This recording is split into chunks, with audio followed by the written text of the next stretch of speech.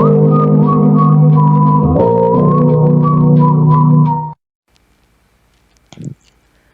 origin of Black History Month. The story of Black History Month begins in 1915, half a century after the 13th Amendment abolished slavery in the United States. That September, the Harvard-trained historian Carter G. Woodson and the prominent minister Jesse E. Moreland founded the Association for the Study of Negro Life and History, or ASNLH, an organization dedicated to researching and promoting achievements by Black Americans and other people of African descent. Born in 1875 in New Canton, Virginia, Woodson had worked as a sharecropper, miner, and various other jobs during his childhood to help support his large family. He entered into high school late, but made up for lost time by graduating in less than 2 years. After attending Berea College in Kentucky, Woodson worked in the Philippines as an education superintendent for the U.S. government. He earned his bachelor's and master's degree at the University of Chicago before entering Harvard.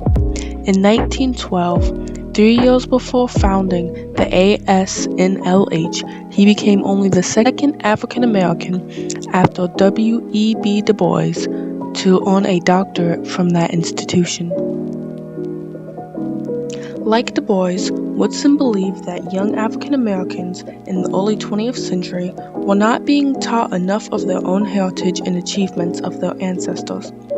In 1924, with the help of Omega Psi-Phi, Negro History and Literature Week was created.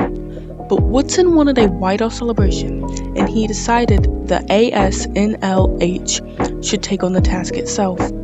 In February 1926, Woodson sent out a press release announcing the first Negro History Week.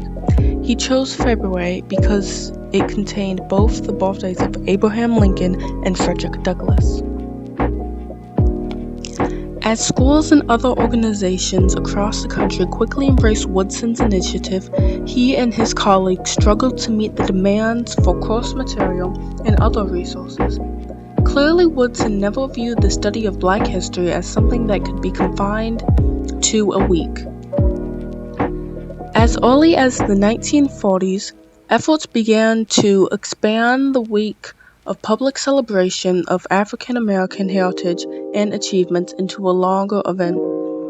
This shift had already begun in some locations by the 1950s when Woodson died suddenly of a heart attack in his home in Washington.